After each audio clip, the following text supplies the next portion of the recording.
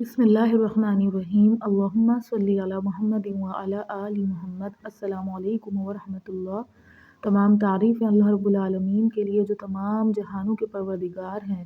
بعد اللہ رب العزت کی تعریف کے لاکھوں کروڑوں درود و سلام بجانب خاتم النبیین حضرت محمد مصطفیٰ صلی اللہ علیہ وآلہ وسلم پر۔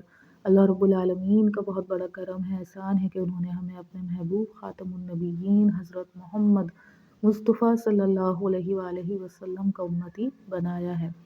کتاب فضائل درود الشریف میں تحریر ہے کہ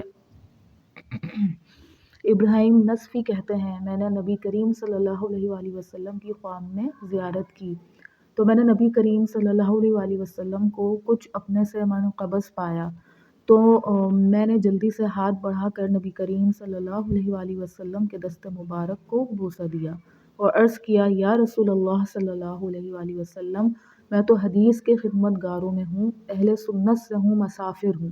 حضور صلی اللہ علیہ وآلہ وسلم نے تبسم فرمایا اور یہ ارشاد فرمایا کہ جب تو مجھ پر درود بھیجتا ہے تو سلام کیوں نہیں بھیجتا؟